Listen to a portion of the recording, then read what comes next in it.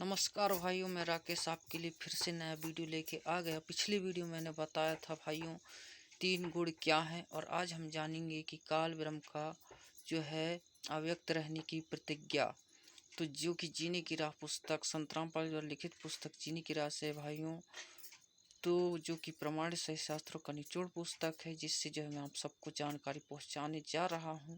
तो आइए देखते हैं काल ब्रह्म की अव्यक्त रहने की प्रतिज्ञा।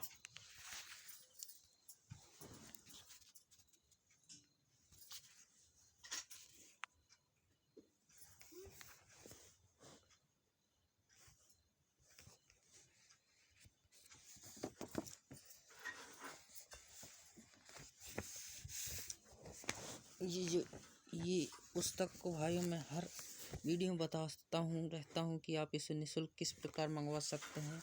जब आप साधना चैनल में जो है शाम 7:40 में संत रामपाल जी महाराज जी का सत्संग देखेंगे, तो उस टीवी चैनल पर जो है पीली पट्टी चलती रहती है भाई, जिसमें कॉन्टैक्ट नंबर चलते रहते हैं, जिसके जरिए जो है अपना नाम पता तथा पुस्तक का नाम जो है लिखकर घर बैठे निःशुल्क मंगवा सकते हैं। तो चलिए वीडियो को ज़्यादा लंबा ना करते हुए जो है वीडियो को आगे बढ़ाते हैं। काल ब्रह्म की अव्यक्त रहने की प्रतिज्ञा, जिसको जो है सूक्ष्म वेद कबीर सागर ग्रंथ से लिए गए हैं भाइयों, जिसको प्रस्तुत किया है संत रामपाल जी महाराज जी ने अपनी जीवन की पुस्तक में। तो जानते हैं काल ब्रह्म की अव्यक्त रहने की प्रतिज्ञा क्यों थी। तीनों पुत्र की उत्पत्ति के पश्चात ब्रह्मा ने अपनी पत्नी दुर्गा मन प्राकृति से कहा, मैं प्रतिज्ञा करता हूँ कि भविष्य में किसी को अपने वास्तविक रूप में दर्शन नहीं दूंगा, जिस कारण से मैं अव्यक्त माना जाऊंगा। दुर्गा से कहा कि आप मेरा भेद किसी को मत देना, मैं गुप्त रहूंगा। दुर्गा ने पूछा कि आप अपने पुत्रों को भी दर्शन नहीं देंगे।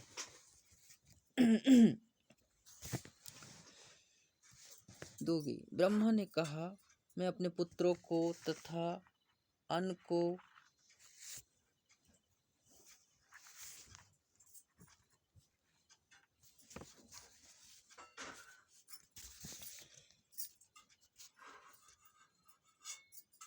ब्रह्मा ने कहा, मैं अपने पुत्रों को तथा अन्न को किसी भी साधना से दर्शन नहीं दूंगा, यह मेरा अटल नियम रहेगा। दुर्गा ने कहा, यह तो आपका उत्तम नियम नहीं है, जो आप अपनी संतान से भी छुपे रहोगे। तब काल ने कहा, दुर्गा मेरी व्यवस्था है, मुझे 1,00,000 मानव शरीरधारी प्राणियों का आहार करने का शाप लगा है। यदि मेरे पुत्रों माने ब्रह्मा विष्णु महेश को पता लग गया, तो यह उत्पत्ति स्थिति तथा संहार का कार्य नहीं करेंगे, इसलिए मेरा अनुत्तम नियम सदा रहेगा। जब ये तीनों कुछ बड़े हो जाएं तो इन्हें अचेत कर देना, मेरे विषय में नहीं बताना, नहीं तो मैं तुझे भी दंड दूंगा। दुर्गा इस डर के मारे वास्तविकता नहीं बताती, इसलिए गीता अध्याय 7 श्लोक 24 में कहा कि ये बुद्धिहीन जन समुदाय मेरे अनुत्तम घटिया से नियम से अपरिचित हैं कि मैं कभी किसी के सामने प्रकट नहीं होता, अपनी योग माया छुपा रहता हूँ, इसलिए मुझे अव्यक्त को मनुष्य रूप में आया हुआ अर्थात कृष्ण मानते हैं। ये श्लोक इस प्रकार दिया भाइयों जी। कहीं जा रहे हैं? अच्छा।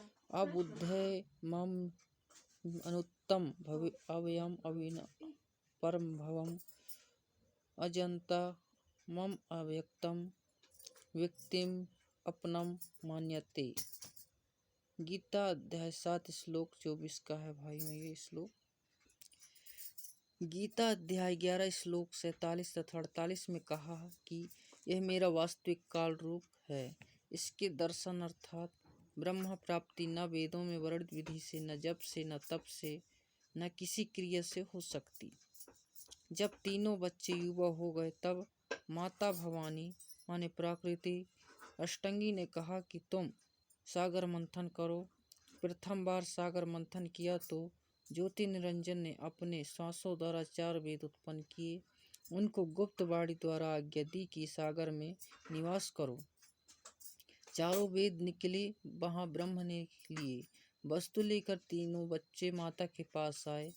तब माता ने कहा कि चारों वेदों को ब्रह्मा रखे व पढ़ें। नोट है भाइयों, वास्तव में पूर्ण ब्रह्म ने ब्रह्मा अर्थात काल को 5 वेद प्रदान किए थे, लेकिन ब्रह्म ने केवल 4 वेदों को प्रकट किया, 5वां वेद छुपा दिया, जो पूर्ण परमात्मा ने स्वयं प्रकट होकर कवि गर्भी अर्थात कबीर वाणी द्वारा लोकोक्तियों व दोहों के माध्यम से प्रकट किया है। दूसरी बार जब सागर मंथन किया तो 3 कन्याएं मिली।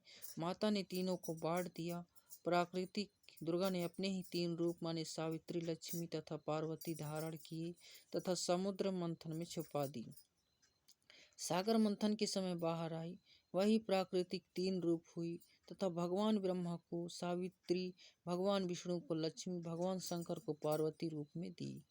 तीनों ने भोग विलास किया, सुर तथा असुर दोनों पैदा हुए। जब तीसरी बार सागर मंथन किया तो 14 रत्न ब्रह्मा को तथा अमृत विष्णु को व देवताओं के मद माने श्राप असुरों को तथा विष परमार्थ शिव ने अपने कंठ में ठहराया। यह तो बहुत बात की बात है। जब ब्रह्मा वेद पढ़ने लगा तो पता चला कि कोई सर्व ब्रह्मांडों की रचना करने वाला कुल का मालिक पुरुष प्रभु और है। तब ब्रह्मा जी ने विष्णु जी व शंकर जी को बताया कि वेदों में वर्णन है कि सृजनहार कोई और प्रभु है, परंतु वेद कहते हैं कि भेद हम भी नहीं जानते, उसके लिए संकेत है, किसी तत्वदर्शी संत से पूछो। तब ब्रह्मा माता के पास आया और सब वृत्तांत सुनाया। माता कहा करती थी कि मेरे अतिरिक्त और कोई नहीं है, मैं ही करता हूँ, मैं ही सर्वशक्तिमान हूँ। परंतु ब्रह्मा ने कहा कि वेद ईश्वर कृत है, ये झूठ नहीं हो सकते। दुर्गा ने कहा कि तेरा पिता तुझे दर्शन नहीं देगा, उसने प्रतिज्ञा की हुई है।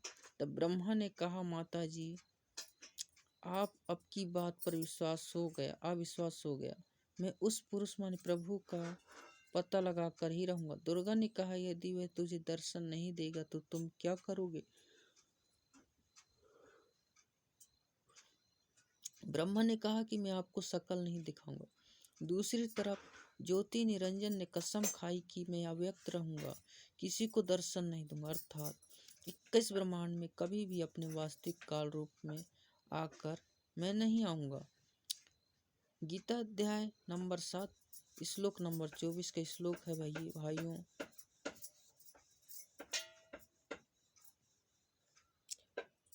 अव्यक्तम व्यक्तिम अपनम मन्यन्ते मम अबुद्धयः परम भवम अजन्तंत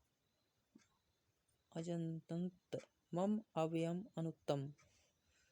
बुद्धि लोग मेरे अश्रेष्ठ अटल परम भाव को न जानते हुए अदृश्यमान मुझ काल को नर रूप आकार में कृष्ण प्राप्त हुआ मानते हैं। फिर गीता अध्याय 7 श्लोक नंबर 25 है भाइयों। न अहम प्रकाश सर्वस्य योग माया संवृतः मूढ़ अयम न अभिजन्ति लोक मम अजम अव्ययम। मैं योग माया से छुपा हुआ सबके प्रत्यक्ष नहीं होता, अर्थात अदृश्य अर्थात अव्यक्त रहता हूँ, इसलिए न जन्म न लेने वाले अविनाशी अटल भाव को यह मूढ़ अज्ञानी जन समुदाय संसार मुझ नहीं जानता, अर्थात मुझको कृष्ण समझता है। क्योंकि ब्रह्मा अपनी शब्द शक्ति से अपने 9 नाना रूप बना लेता है, यह दुर्गा का पति है। इसलिए इस मंत्र में कह रहा है कि मैं श्री कृष्ण आदि की तरह दुर्गा से जन्म नहीं लेता। ठीक है भाइयों, अभी के लिए इतना ही। अगले वीडियो में जानेंगे मैं ब्रह्मा का अपने पिता माने काल ब्रह्म की प्राप्ति के लिए प्रयत्न। भाइयों, वीडियो पसंद आए तो वीडियो को लाइक कर देना, चैनल को सब्सक्राइब कर देना, ताकि मेरा हर आगे आने वाला वीडियो सबसे पहले आपको दिखाई दे। ठीक है भाइयों, तब तक के लिए धन्यवाद, नमस्कार।